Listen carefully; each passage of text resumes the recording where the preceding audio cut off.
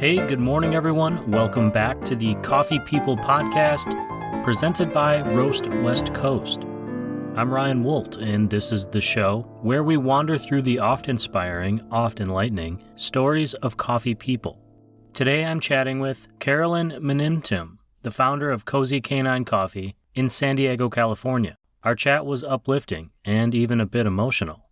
I do have one pre-show correction to make. In a little bit, I'm going to reference my wife and I's since-passed Boston Terrier, Dilla Mac Diesel Woltankus III, as a he, but Dilla was in fact a girl dog. It always drove my wife crazy that I would make that mistake. My apologies to Dilla Mac and to my wife. As for you out there in the world, you and I both know that at some point while you're listening today, you'll be scrolling on your phone. And while you're there, I hope you hop on the old Instagram and follow at Cozy Canine Coffee, and then head to cozycaninecoffee.com to see all of the animal rescues they've partnered with. Right now, in this moment though, I hope you have a delightful cup of coffee to enjoy while you listen to this Coffee People conversation with Carolyn Manimtim, lover of alliteration and founder of Cozy Canine Coffee.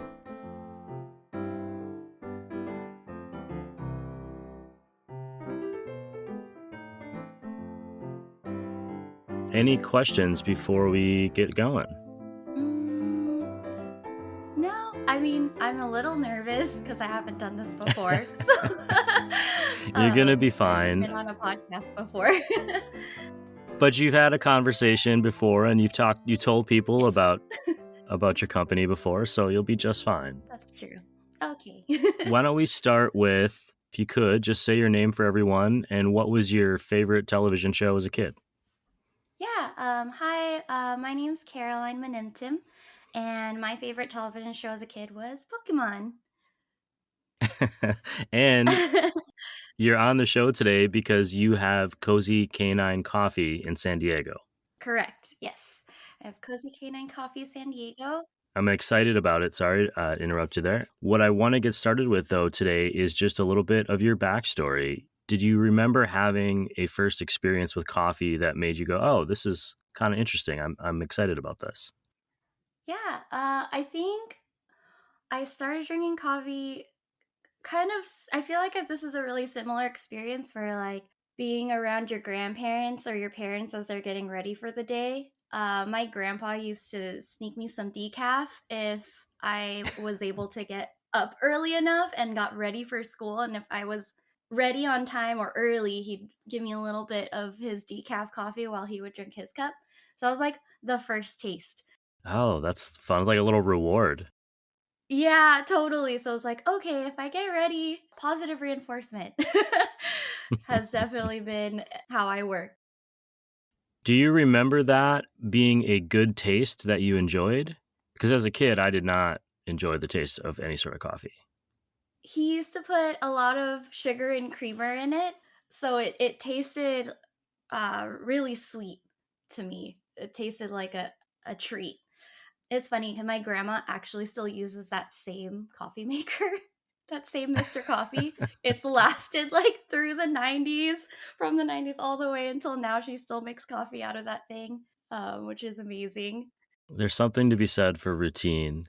So that's way back at the beginning. A little bit later in your life as an adult, you're obviously involved in coffee now. Mm-hmm. What started you down this path where you started thinking about being in the industry as a job?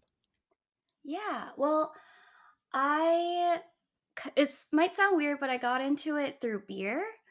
My husband and we like to say that we can't be casual fans of anything. So if we're interested in something, we have to know all the things. We want to go try different types of it. And this applies from beer. I don't know if you can see behind me, board games, coffee. So all of those different things kind of whenever we're into something, we want to dive all the way in. So we went to Portland for a beer trip when we were first getting into beer because there were so many breweries that we really wanted to check out. And when we were there were coffee shops everywhere.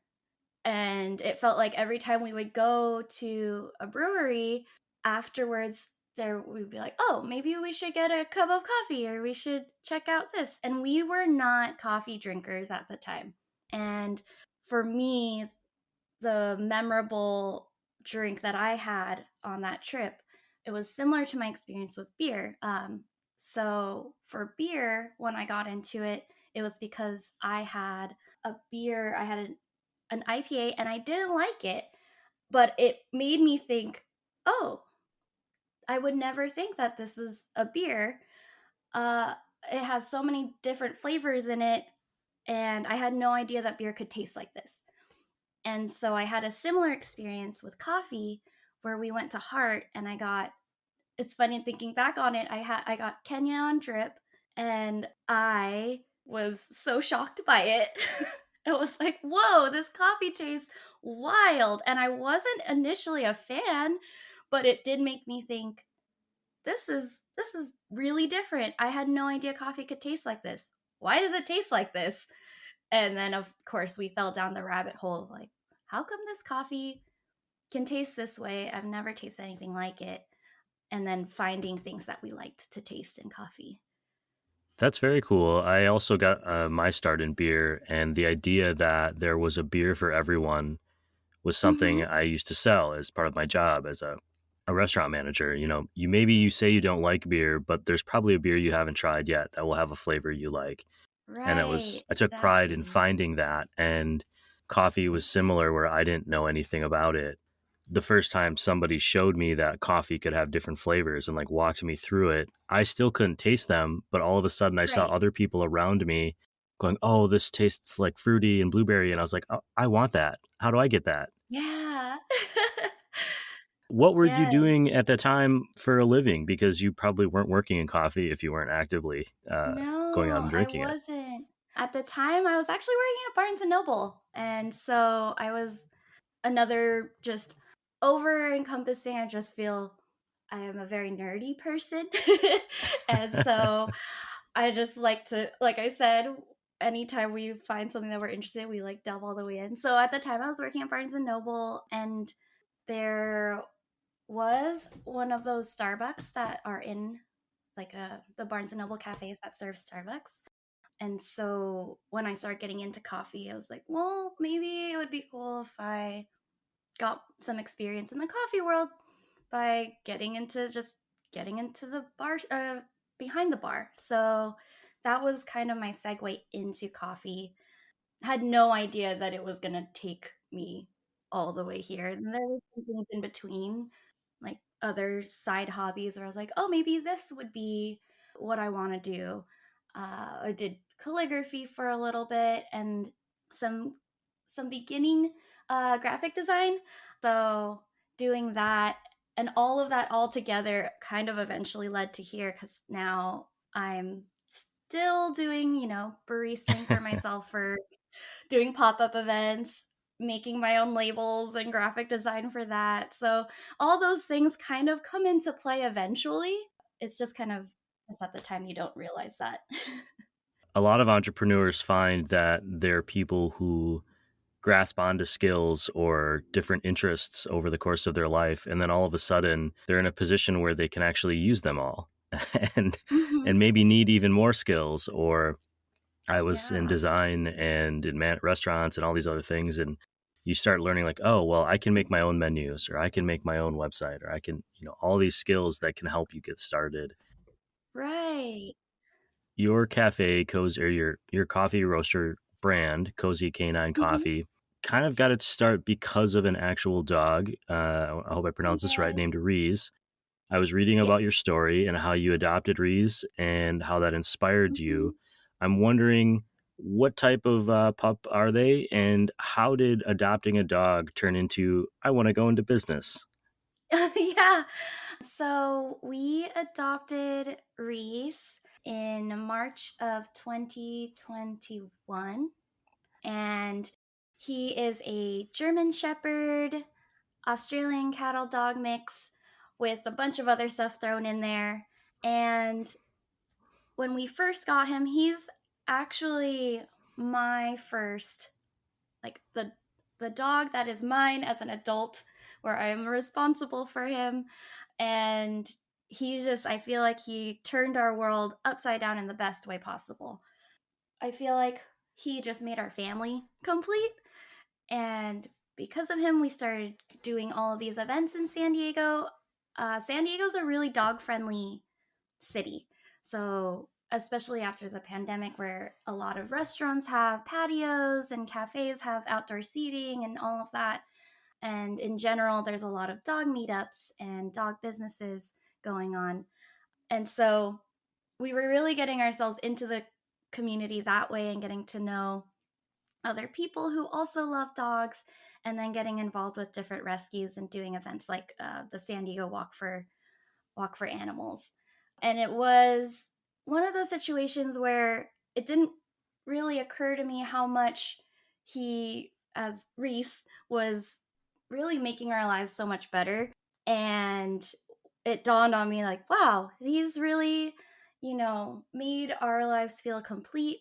It's hard to be, even if you start feeling those emotions of being unmotivated or you're going through something hard in life, having a dog there is really special because they will keep you going.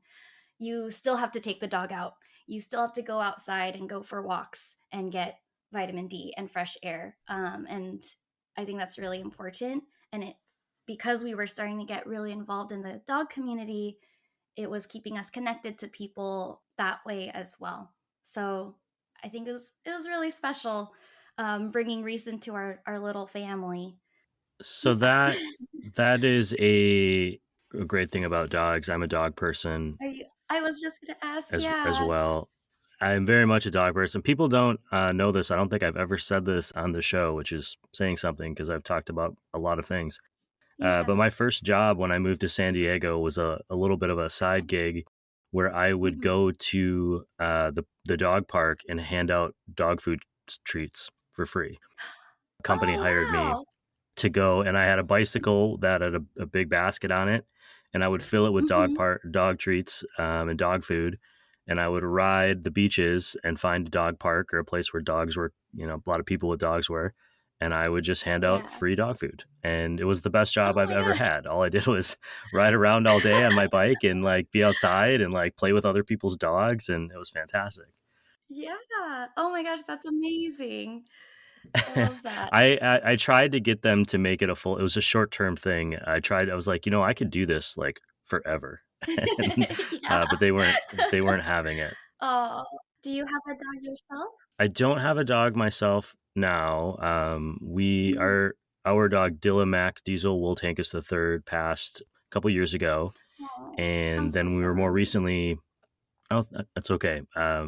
He was a great dog, little Boston, and Mhm. then we were fostering for a military program where we foster dogs for people who are on deployment. Oh. And Oh, so that's they're, awesome. yeah, it's a cool concept because these aren't the dog's future. In Yes. theory, the owners are coming back from deployment. They want their dog. They just are off serving, and so they need Right. someone to take care of it while they're gone. Oh, So we've that's been doing amazing. that until we're ready to have our own dog again. But Yes. Oh, that's a wonderful way to still be part of the community. there's a lot of emotion in it, and so like I'm getting emotional, Oh, yeah, thinking about it. yeah.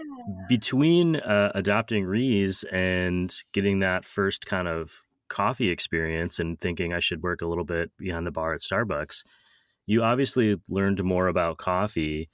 What was that Mhm. path from drinking that first coffee up in Portland that made you think like this is really interesting, starting to work at that Barnes and Noble Starbucks to I'm opening my own coffee business where I roast coffee and Right. sell Yeah, yeah, there's a big missing chunk there. So it. after getting into coffee and working at Barnes& and Noble, getting into the cafe and learning baristaing there, I still wanted to learn more. I still want to learn more. It's kind of a constant thing, where I just wanted to get into the San Diego coffee community and learn what I could. I had a great opportunity. I applied for a position at Modern Times, which is a brewery and a roastery here in San Diego. And I worked as a barista there. And really, it was just the best opportunity. Everyone who was on that coffee team gave me those opportunities to ask questions and would listen and really, instead of gatekeeping information and being like, you're just a barista, or I don't think you're ready, you haven't been in the coffee industry for X amount of years, really took me under their wing and let me ask questions. And it was really as simple as starting out with, oh, what are you bagging? How are you bagging? And kind of going through asking questions on just the different roles that are in a roastery, and eventually being able to work with them in the production space. It just was continuous room for growth there. And I am really, really grateful for the team at Modern Times. I had a wonderful mentor named Bartleby who had passed away in 2021. And he was just an incredible, incredible influence on me as a person, even as an employee, and then definitely my journey as a coffee professional. He really showed me. So he, and in tandem, I have another coffee mentor, and her name is Tessie, and she and Bartleby both are amazing influences on my coffee journey.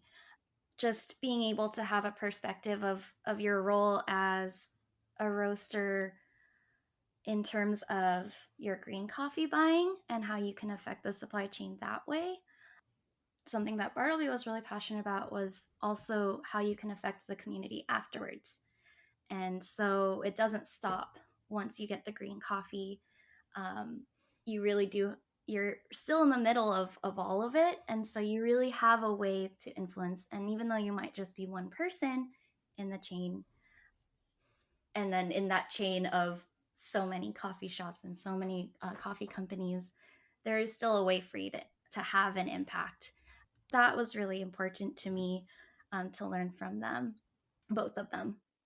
Coffee is unique in that it's one of the few products that is consumed in almost every corner of the world. There are a few Yeah, non-coffee drinking places, but certainly a majority of the world has some connection to coffee or the tea right. experience, which is similar. Hmm. You had that great experience and great mentors at Modern Times, which I think is so important to have people that can guide you. I have my own personal coffee sensei, Chris O'Brien, who I talk to on the show a lot, Yeah, and without him, I would still be just I would have no idea what I was doing. right. They kind of got you to a point where you obviously have felt comfortable with what your skill set is, and you decided to Hmm. do Cozy Canine. What was Hmm. the tipping point that made you decide I want to do this under my own umbrella?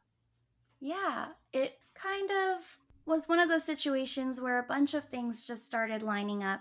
I used to think that I would own a coffee shop as my retirement job, as idealistic as that sounds. I had just always imagined myself as being like this little old lady with a coffee cart pushing around San Diego selling coffee. Although it's funny because clearly I had this idea before I started roasting and really got into how physical the job can be, because there's no way. But um as especially because I'm picturing it as I'm like 70 years old. And it really, in the last couple years, the sense of it's never too early to start something that you're really wanting to do. Life is short, and you don't have the guarantee.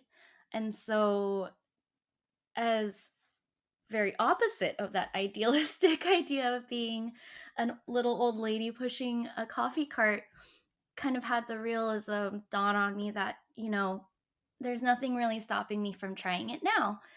And if it doesn't work out, maybe I still can be the little old lady doing that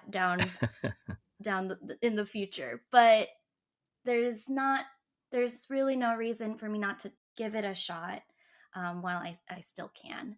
And my husband, and he'll say this, when we were still dating, his thing is, what's the worst that can happen? um you'll be in the same spot that you were if you don't try. And he often uses that to get me to do something that I'm terrified of doing. For example, interviewing at Modern Times. Any interview that I've done, I'm like, oh, but I'm a big fan of their coffee. We bought all of our holiday gifts from them. Like, I'm a big fan of them. There's no way they would want this barista from a Starbucks in a Barnes and Noble to be part of their team. And he's like, well, if you don't interview, you'll still be a barista that is, you'll still be in the same spot you are. So why not try? And he actually, even when you contacted me to do this, I was like, oh, I'm terrified. I love podcasts, but I've never been on a podcast. I haven't recorded before. And he's like, well, what's the worst that can happen? You just didn't do a podcast. That's very true. I think the podcast is interesting because I'm always confronted with the sound of my own voice, and I had to kind of get Oh, over that. I yeah. think a lot of people, that was like my big thing, was like I don't want to hear myself Right. talk. You Yes. mentioned your grandfather earlier, and I have been told that I sound a lot like my grandfather. I have my grandfather's singing voice, and as a Oh my child, I thought gosh. that was a really nice thing that people were saying. And then I went to church with my grandfather once, and by the end of a service, like there was nobody sitting in any of the pews around us. And I thought, oh, that's not very nice what they're saying to me. Oh. You obviously love dogs, and Reese has been a big motivator in your life. What made you decide on Cozy Canine as the brand name for your coffee? Yeah. Well, one, I love a little alliteration. I love a good alliteration. But once I got the idea of, maybe we should just give it a shot and we should just try this. The thing that made me stop was, well, there are wonderful coffee roasters all over San Diego and coffee companies that I love, that I'm big fans of. Also, what would make me any different if I just started something? And and how could that what would make someone want to follow my coffee shop and buy coffee from me if I'm already huge fans of so many coffee roasters in San Diego? One of the things that I realize is the industry, no matter what industry you're in, actually, you have something special. You're the individual, and you can bring something different because you are just a different person from anyone else who's starting a company. You bring your own background, your own history, how you grew up, the different jobs you've had. All of that comes into play. The things that make you excited and interested in life, and so I was thinking all about all of this and realized, oh, it just clicked that I was looking at Reese. I was like, oh my gosh, it's you. It's you, pup.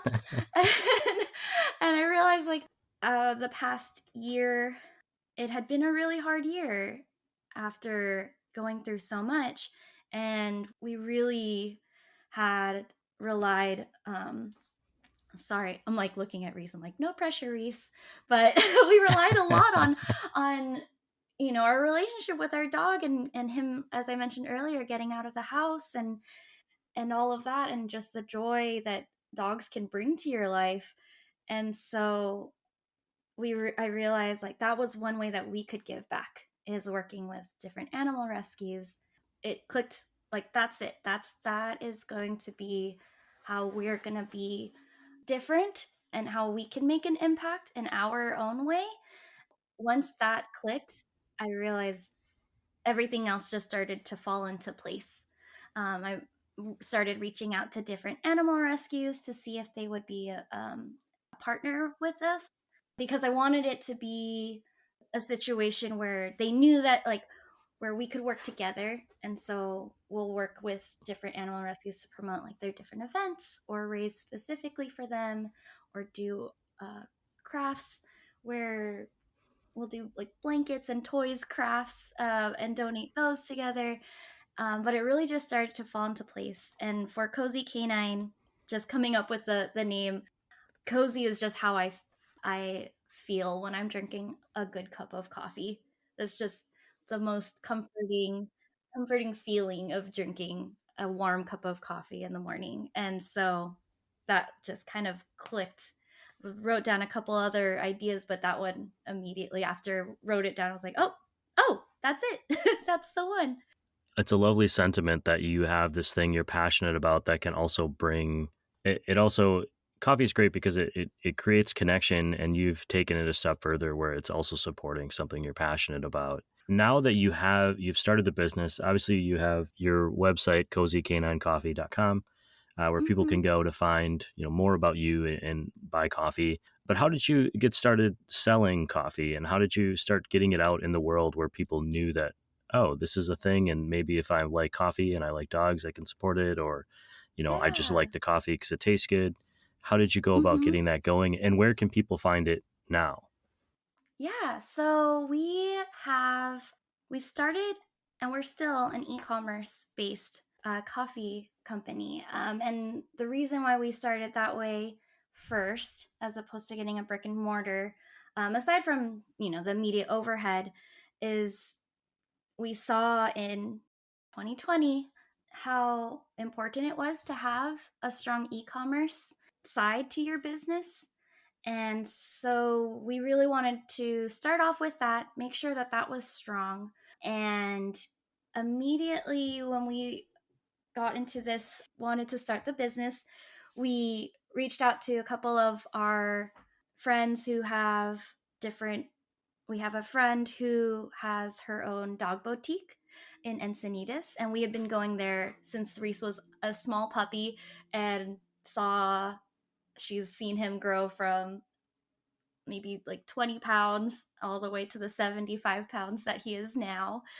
And so reaching out to her and asking, hey, like, we're going to start this coffee shop, giving her the whole rundown, seeing if she would want to share about it, maybe even have some in her store, and really just starting those conversations with people, which is kind of terrifying, because when you're a roaster, you get to focus on your coffee, and you don't have to talk to people really, because you're really focused on what you're doing and your bagging, and it's really a fun process. But it does you're not really going out there and trying to get your coffee out there. I've been really fortunate that we started in August of last year, so 2022. And I've been really fortunate that we had two shops that wanted to carry our coffee right off the bat. Starting there and really getting the word out there that way has been really fun. Also, my dog has an Instagram, has way more followers than me. And so that was just an immediate, easy way to share with people that we were doing this project. All of those people are people that we've met here in San Diego. Some are not, but the dog community on Instagram, I know that social media can be difficult, depending on where you are, but the dog corner of the internet is really kind and supportive. And so we found that definitely helped, that we could share that on Reese's Instagram. But right now we are selling our coffee at a couple different shops, so definitely you can get it online at cozycaninecoffee.com. We have Garden Coffee in Old Town. They serve our coffee on bar. They also sell some bags. And then we have Puppy Picnic Co. in Encinitas, which is just the cutest dog boutique if you want to get dog treats. They even have dog wine, and they also have human treats too. So we're in the human section. I do get asked a lot if Cozy Canine coffee is for dogs or for humans. So it's for humans. For humans, so they can manage their dogs. Yes, Yes, I get exactly. And then we're also up in Ramona, so Rise and Shine Cafe, and then Cattle Dog Cafe. Yes, because they've just been They doing some serve expanding our up there. bags. Mm-hmm. Very Yeah. cool. You've obviously gone through a process to get to where you are now, of growth, both in your own learning and skills learning and coffee learning and expanding. You mentioned it can be scary to talk to people. There's Yeah. definitely that part of it. Like I like doing this chat back and forth with Mm-hmm. you, but on the other side of this, closet, I have to like try to sell the show, and I hate that part. Oh yeah. All these like skills that you take on when you're your own business. I'm wondering if Mm-hmm. there's anything that you've learned over the past couple of years, like through the experience of this, that surprised you or that you felt was a good lesson that you can take forward or share with us. Yeah. I think that it is really important. Sorry, I'm gonna try to not get too emotional, It's okay. but it's okay to ask questions. You will find people who want to share what they know about something, whatever industry that you're in. And in turn, being able to be that person to answer questions if someone is interested in what you're doing, I think that that's really important. That mentorship and menteeship relationship is just beautiful and it's wonderful. I think it's really important for expanding the industry, getting new people into the industry. It doesn't help anyone if we're holding information back. If someone's really interested in what you're doing, then, just giving them the opportunity to ask you questions, I think that's great. And if you are someone who's interested in something, I just would recommend asking. Also, one of the do as I say, not as I do. But if something's scary, to go for it.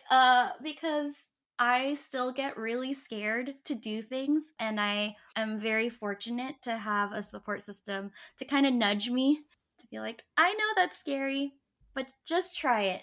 And slowly but surely, it's been getting more comfortable, feeling more comfortable, and I think that's a good thing. I agree. You're essentially a link in the chain. You have learned from Hmm. someone else and you're passing that on Yeah. along the way. Is there anything that we didn't cover today about Cozy Canine, that you'd like people to know?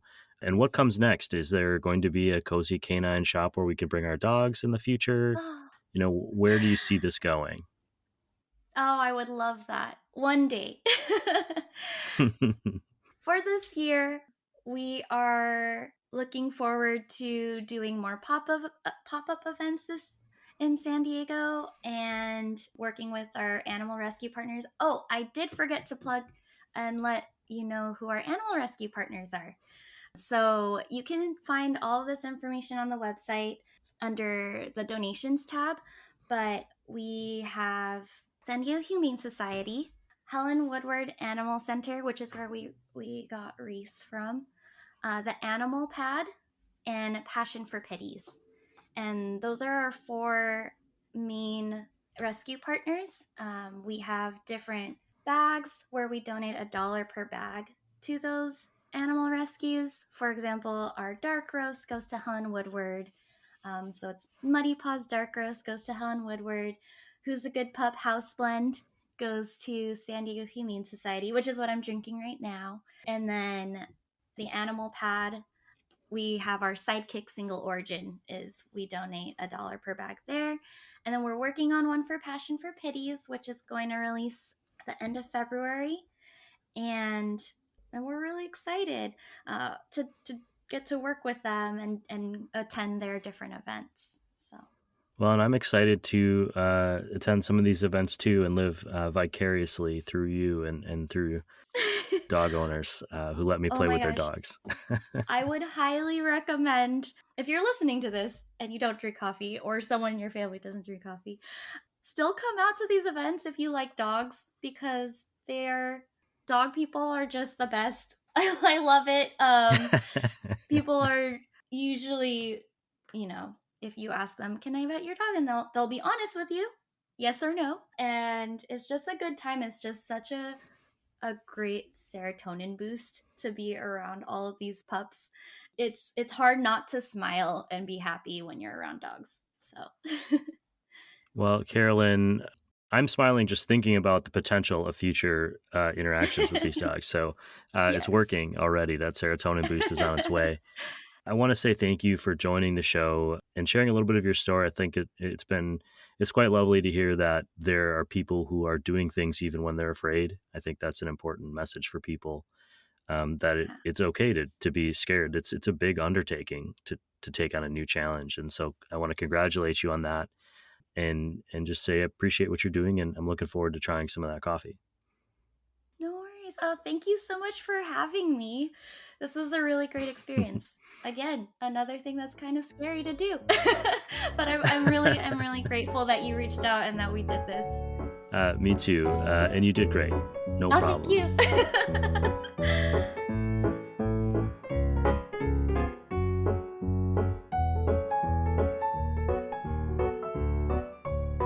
Okay, to recap, and let's get this out of the way first.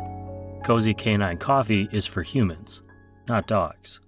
Carolyn had a very positive coffee experience with her grandpa at a very young age, where a splash of decaf with milk and sugar was a reward for getting up early before school.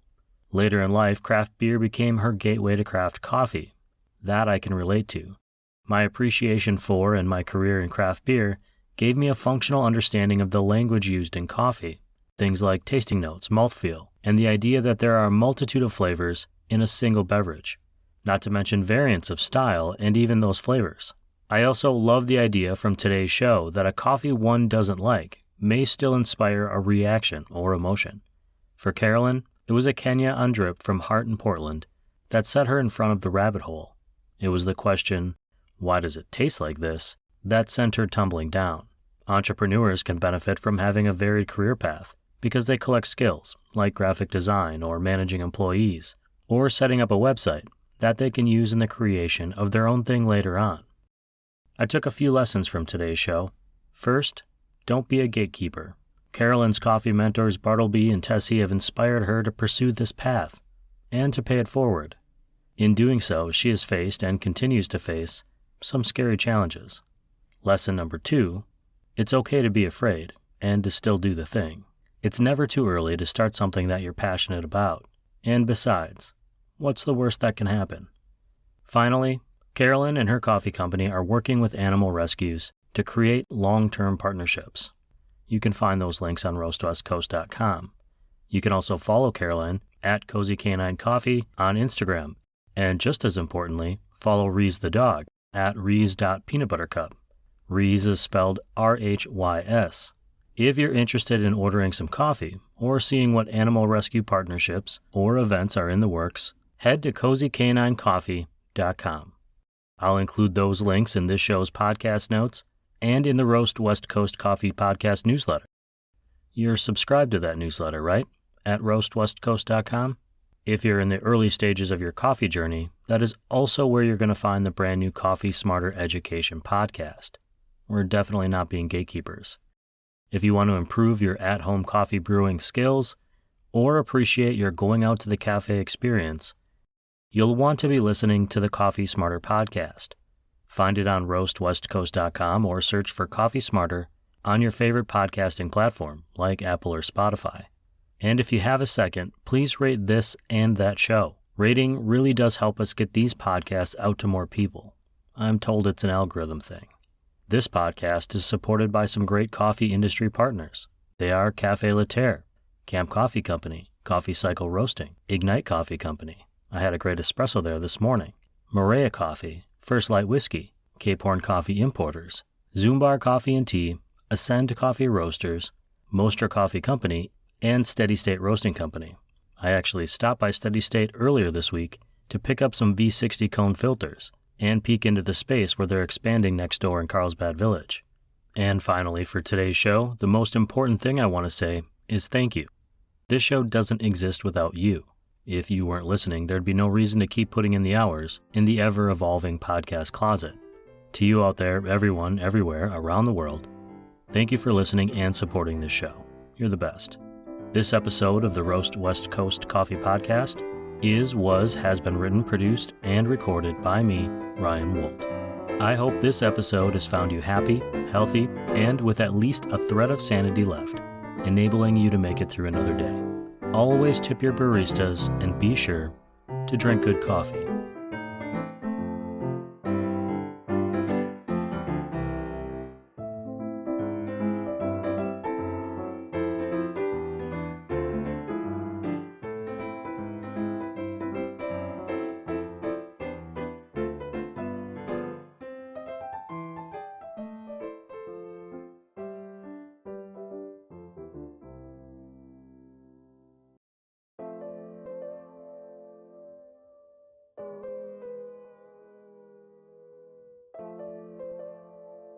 This podcast is a listener and reader-supported creative effort. Some of our amazing readers and listeners have chosen paid subscriptions to the Roast West Coast Coffee newsletter on roastwestcoast.com. They are part of a growing community of people who appreciate craft coffee, learning about coffee, and being inspired by the guests on this show. If you are able, and this show has been going well, with your morning mug of your favorite coffee, please subscribe to the paid newsletter at roastwestcoast.com. Thanks for listening, thanks for subscribing, and thanks for drinking good coffee.